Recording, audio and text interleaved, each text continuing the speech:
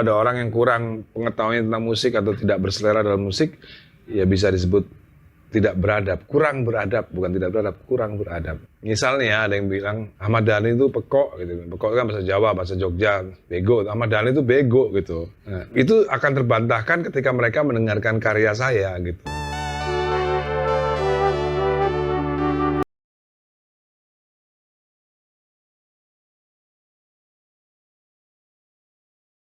Susah pertanyaannya ya.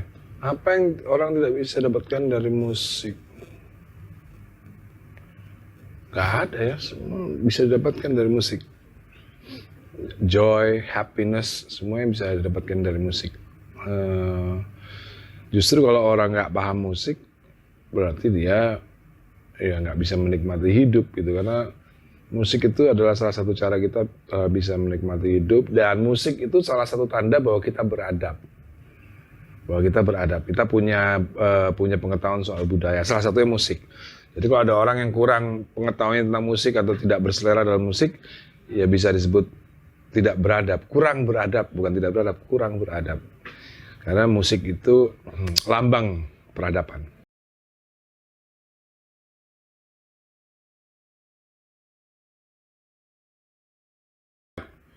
Saya banyak memahami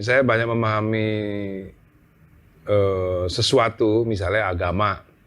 Saya bisa memahami berbagai macam agama itu karena musik.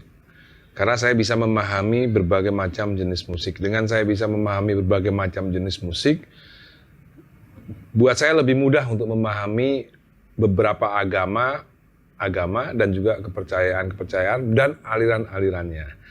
Jadi musik pun kan juga seperti itu. Musik itu penuh warna. Ada jazz, ada rock, di rock pun ada heavy metal. Di metal pun ada thrash metal, ya. Ada yang lain-lain, semua jenis metal juga ada. Jadi ya memang antara musik dan agama dan kepercayaan itu sebenarnya ada similarity yang saya temukan karena saya banyak bisa memahami musik. Saya pun juga banyak bisa memahami beberapa agama dan juga beberapa aliran-aliran kepercayaannya. Itu karena gara-gara musik gitu.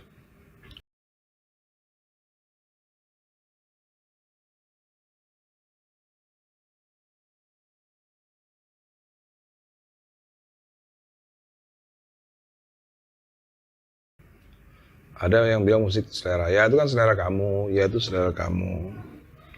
Tapi ada yang absolut, ada yang mutlak. Kayak misalnya Bohemian Rhapsody. Bohemian Rhapsody itu adalah sebuah lagu yang bagus, mungkin lagu terbaik di dunia. Ya. Menurut saya nih, Bohemian Rhapsody itu adalah lagu terbaik di dunia. Tidak ada satupun di dunia yang bisa mengalahkan lagu itu.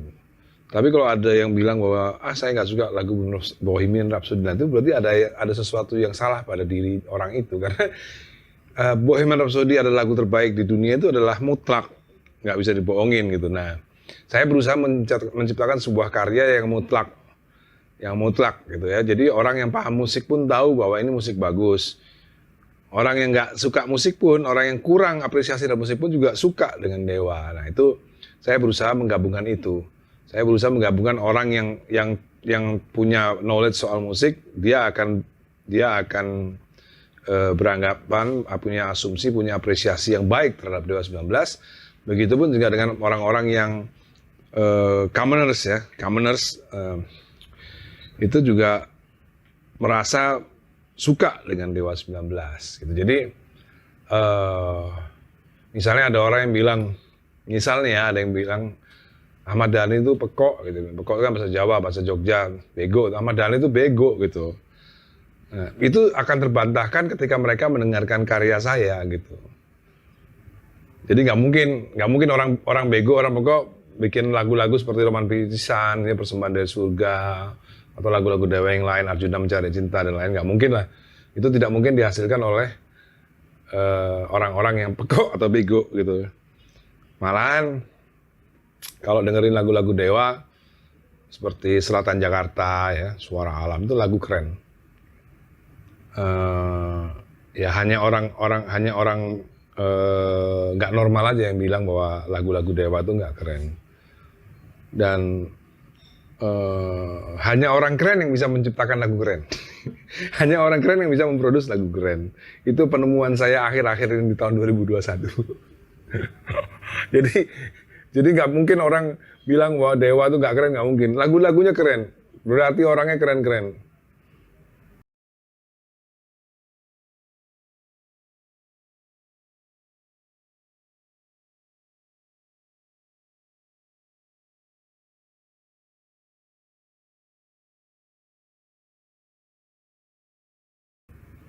Itu menurut saya tak lekang oleh waktu ya. Ketika karya orang itu eh, tidak tidak mati ya. Di tahun 90-an Dewa ada. Di tahun 2000-an Dewa ada. Di tahun 2021 Dewa masih ada. Menurut saya ya legend itu bukan selera. Legend itu bukan asumsi, tapi adalah pembuktian. Ketika seorang itu mampu terus ada ya, ya itulah itulah makna arti legend itu gitu.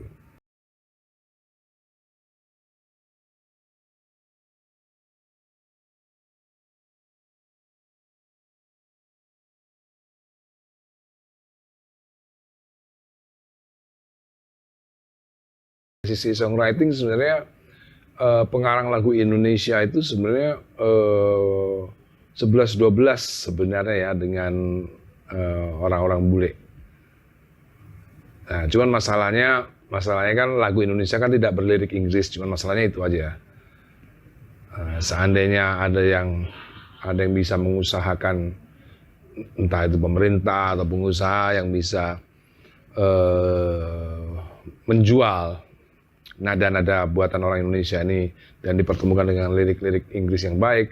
Sebenarnya kita 11-12 lah, kalau bule 12 kita 11 lah sebenarnya. Nggak jauh-jauh amat sebenarnya, cuman masalahnya nggak ada kesempatan aja. Tapi kalau untuk produksi memang kita kalah. Kalau untuk producing ya, memproduksi musik, terus terang kita jauh sama bule. Itu pun juga karena kita memang nggak punya teknologinya, kita selalu ketinggalan teknologinya gitu. Itu yang membuat kita selalu ketinggalan. Ini menarik. Dewa tuh terbilang produksi musik.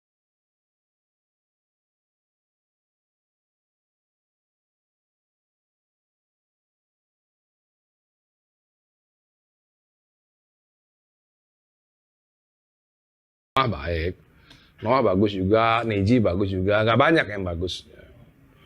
Club Project yang bagus juga, dan Club Project kan salah satu gurunya Dewa juga. Nggak banyak yang baik tuh, nggak banyak.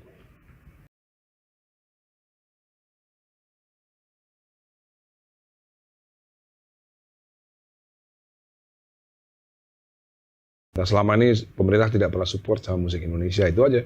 Kalau ada support, pasti bisa.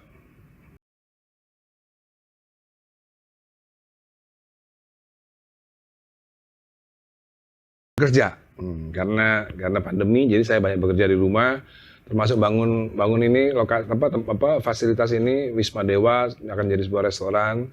Terus saya banyak membuat musik rejuvenate untuk perusahaan rekaman saya sendiri. Ada waktu karena pandemi, jadi bisa kerja di rumah. Saya banyak memproduksi lagu-lagu saya.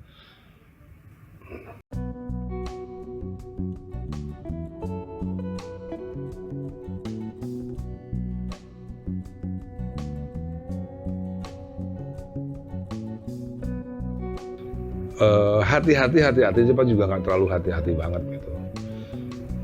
Saya lebih percaya ikutin apa kata hati. Apa kata hati, bagus juga buat judul lagu itu.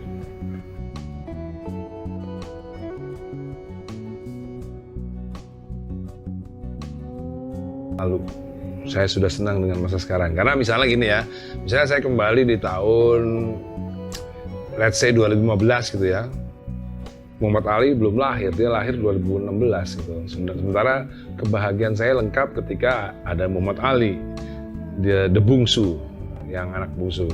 Atau misalnya kembali ke tahun tahun 2000-an misalnya Jam Bintang 5 gitu ya, nggak ada Via, nggak ada Ali, aduh, nggak enak. Saya nggak mau kembali ke masa lalu. Saya mau saat ini is the best.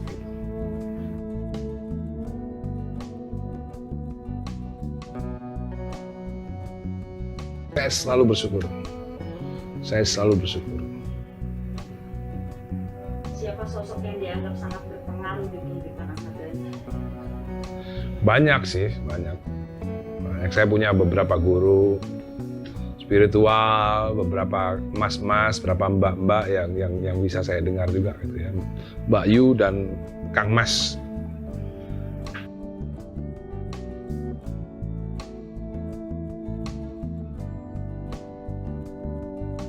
Berapa? Pasti ada. Ada.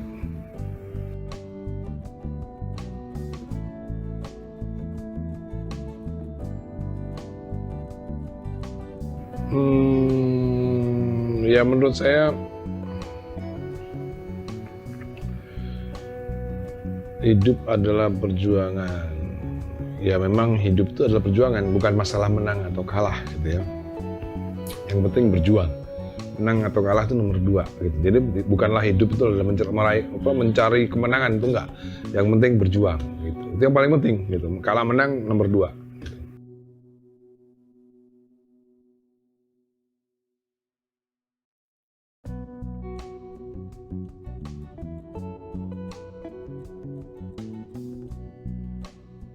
Lack of intellectuality biasanya itu menurut Plato ya, atau kebanyakan memang manusia itu memang lack of intellectuality. Bisa jadi karena pendidikannya kurang, bisa jadi juga karena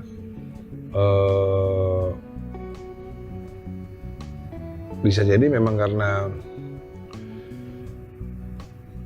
ya nggak banyak orang yang suka sejarah kan. Orang kalau nggak suka sejarah ya dia pasti nggak suka politik. Intinya dari situ sih, kalau dia nggak suka sejarah, ya dia nggak akan suka politik. Karena politik itu adalah bagian daripada sejarah. Karena politik itu mengukir sejarah.